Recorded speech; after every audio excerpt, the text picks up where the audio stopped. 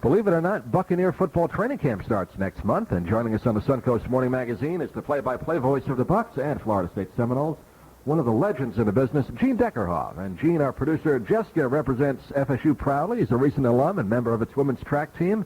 How are you this morning?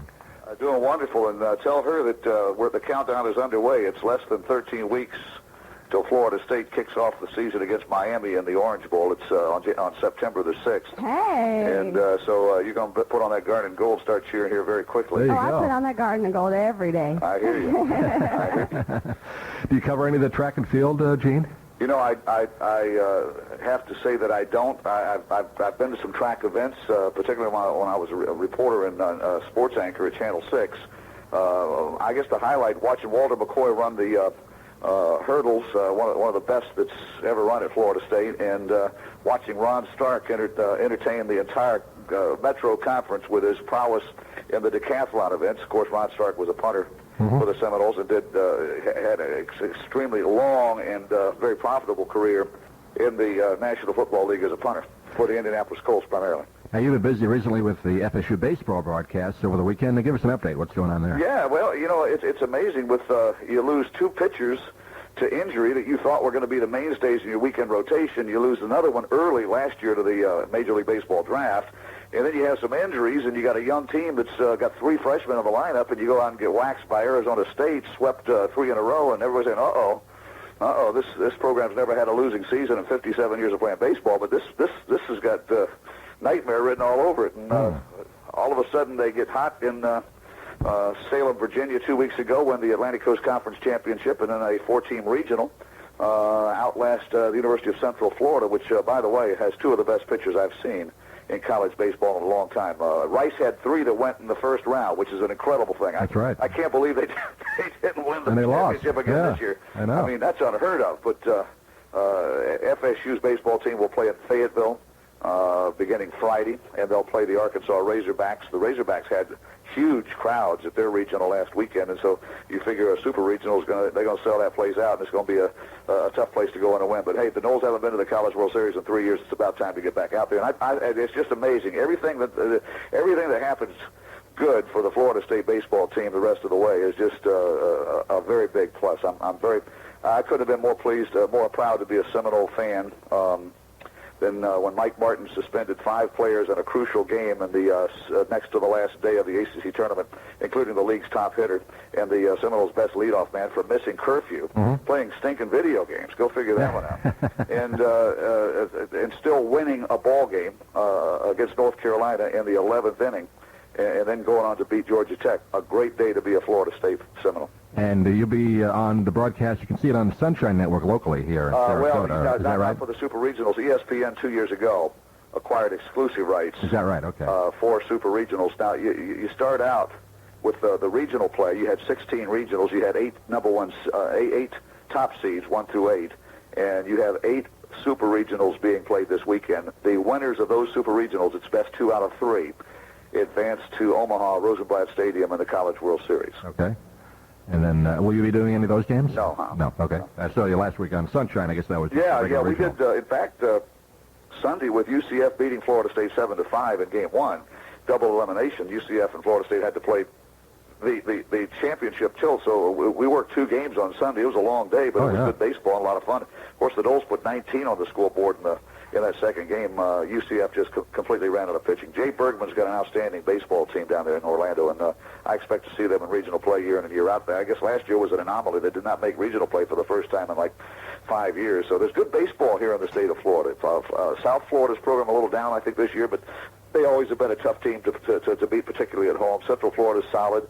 Florida International, every now and then they slip down to Coral Gables and beat Miami at Mark Lake Stadium. They were in the regionals. Jacksonville down year this year, but Terry Alexander from time to time puts together a couple of good pitchers, and they're tough to beat at home. So, and then what can you say about the Miami Hurricanes? They've won 4 national championships. Oh, yeah. Our guest is Gene Deckerhoff on the Suncoast Morning Magazine, and you actually started out in our neck of the woods in Bradenton, didn't you? WTRL? Yeah, Bradenton, the mighty 1490. Yeah. At that time, WTRL, which I guess is the abbreviation for trail, and we were located on the pier there in Bradenton. You could look across and see the metropolis of Palmetto.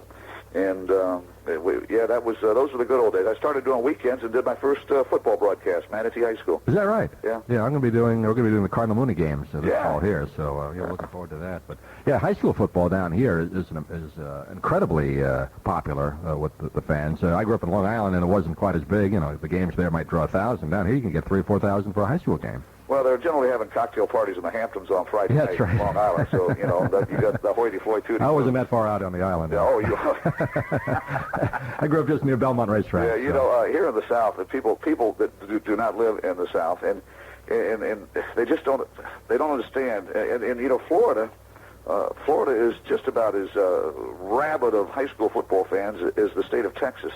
And you see, I think John Grisham has written a book or has published one already. I don't know. I wait till they come out in paperbacks, by the way. But right. On Friday night in a small town in Texas, and following that high school football team, and it's almost a religion. Sugar Land, Texas, just outside of Houston, is one of the phenomenal high school programs in all of sport, and I just can't imagine. Belle Glade, USA Today said, if you want to go to the best high school football game for environment and atmosphere on a Friday night, you go to Belle Glade and watch that football team play. And you're not that far away from Belle Glade. I looked for that stadium 2 years ago. My wife and I were traveling to the Keys, and I drove around and around looking. I found the football stadium, and even though there wasn't a game and the gates were locked, I just stood outside that fence and said, this is where it's the place to be on a Friday night if you live around the big lake, That's in a real rural area, too, isn't it? That's where my father's from. Yeah, there's a lot of water around there, folks. And Pahokee. Yeah, Pahokee, Belle Glade, sure. Now, you obviously the voice of FSU. When do you start getting ready for football? Do you go to practices in the spring? You're always getting ready for football. I've got a fax machine, and I get emails on a daily basis from one Buccaneer place, and so you're updating your depth chart. You're getting ready for the NFL season. I guess we're all going to have depth charts, and I put those depth charts on my webpage, GeneDeckerhoff.com, and they're available for fans that want to follow the Bucs and also any team that the Buccaneers are playing. I do the same thing for Florida State. And my depth chart right now, I've got a lot of names on there that I haven't seen play in the pewter and red of the Tampa Bay Buccaneers, including a new punter, Josh Bidwell. I see some familiar names, but an awful lot of new names that are going to be a part of this Buccaneer football team. And I had a chance to visit with Coach Gruden 2 weeks ago when I was down in the Tampa Bay area, renewing my affiliation with the Buccaneers and the Buccaneer Radio Network, and had a chance to meet Bruce Allen and visit with Coach Gruden, and these guys are pumped, and I am too. I think that there's nobody on this planet that wants to win football games more than John Gruden does, and I fully think that last year was an anomaly. We had some injuries. We had the thing with number 19. We had to fight through that thing. Plus, being the defending Super Bowl champions, you always have that target on your back, and not many teams have been successful. Look at the great New England team. New England, golly, they win a Super Bowl, then they get knocked out first round of the playoffs.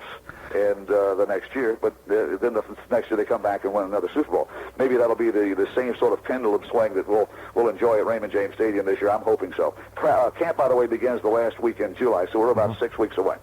And been a lot of changes over the last couple of years with the Buccaneers. How do you see the quarterback situation?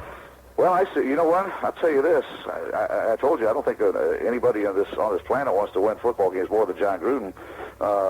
But he also is a stickler for competition. He wants players competing. Don't get fat and sassy and figure you got the thing made.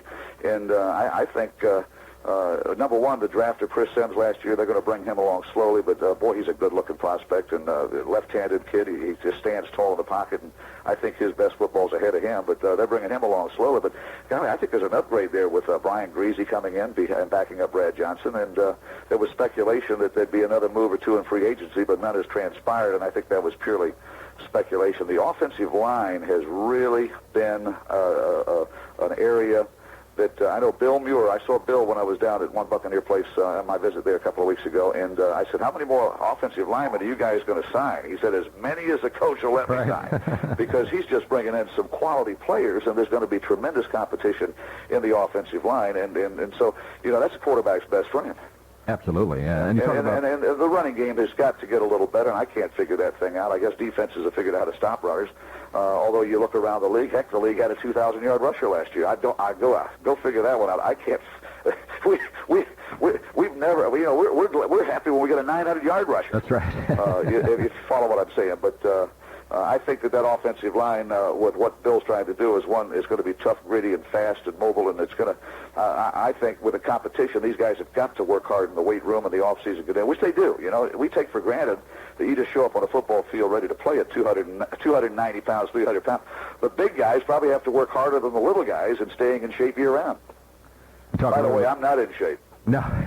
Well, you got to be in some shape. I mean, you're doing double duty on most weekends at FSU and the Bucks. I mean, yeah. What's your travel schedule like when you do those, Saturday night games, and then you got a 1 o'clock on a Sunday? Yeah, in fact, I'm waiting. I call once a week this time of the year to Florida State University to find out if they've got any kickoff times at all. And they don't, because it's all predicated on what television wants. Right. And there's a couple of them. I'm certainly hoping that the Syracuse game is not a night game, because the next day the Bucks play in New Orleans. That'll be a no-sleeper. A couple of other games sort of fit that mold. The Clemson game, I am really hoping, is not on ESPN, but it has been for 4 straight years since Bobby Bowden has been father versus son Tommy Bowden. And the first 3 years, Bobby sort of had his way with son Tommy, and then last year Tommy snuck up there and knocked us out of the top 5. Gene, can you hang on just through the break? We'll bring it back. ESPN's going to do that game, I'll bet you, and the next morning I got to fly to Oakland. Okay, hang on through the break. We'll just finish up with you in just a couple of minutes. 8:48 our time here on the Suncoast Morning Magazine. Safe and fun for the whole family. WIBQ. Family values.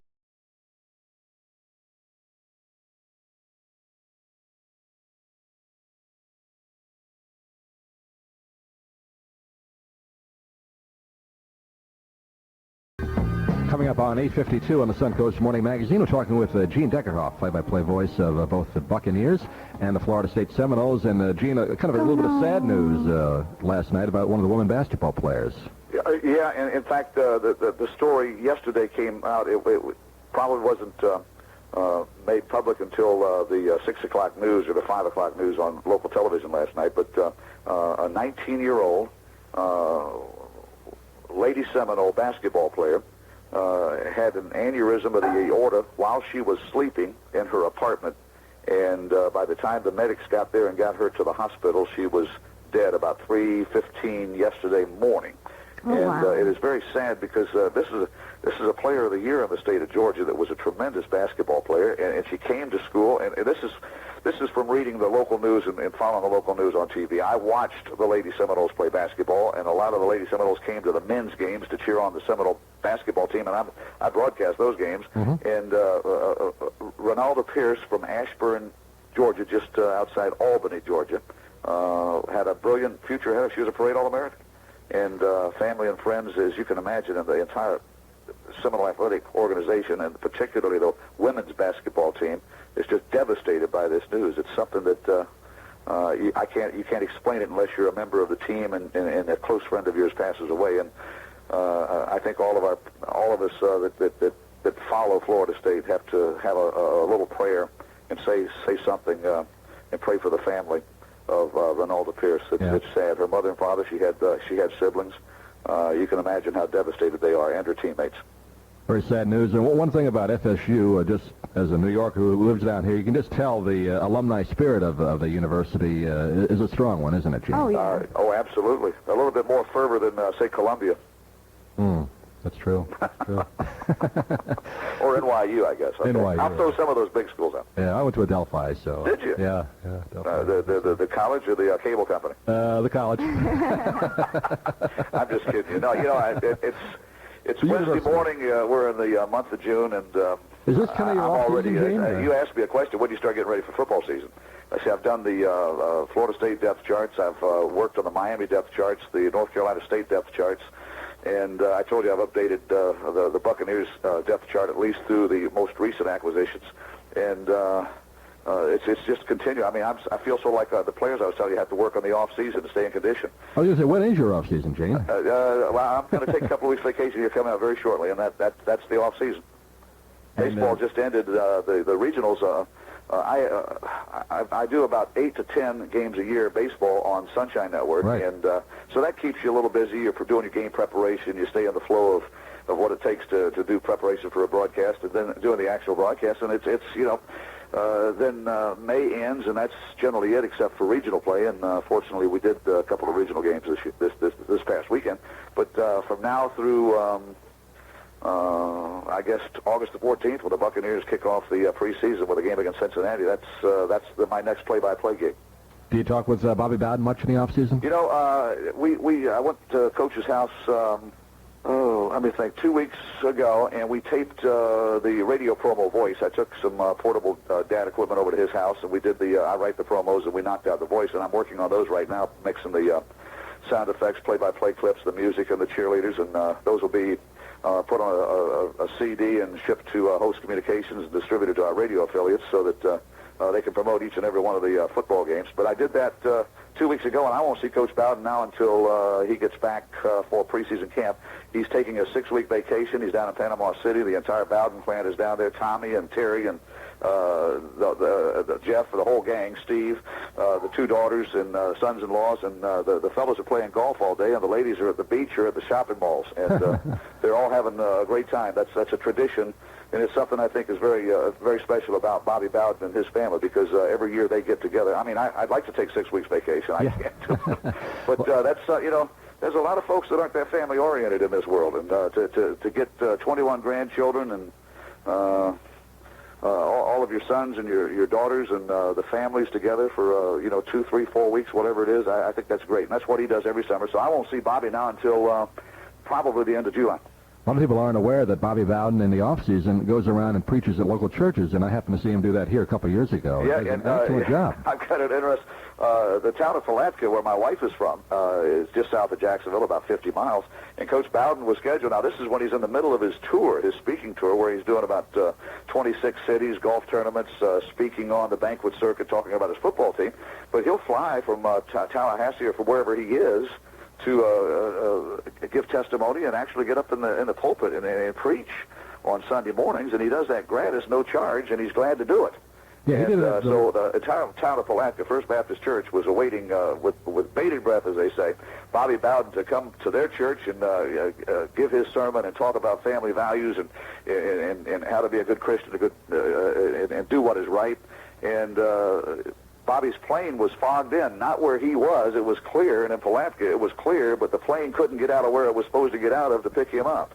And so instead of being at the early 8 o'clock or 8:30 service, the 9 o'clock service at 9:30, he still wasn't there, and the preacher was doing his best to sort of fill, and Bobby got there almost about 11:30, so he had missed 2 services that he was going to try to get to as part of that day. But no, he does that, and I used to when I produced his television show and needed to get him in front of sponsors, it was easier for Bobby to get to a church on Sunday than it was for me to get him to sit down in front of a CEO of a company that I'm trying to get sponsors TV show. I can tell you that.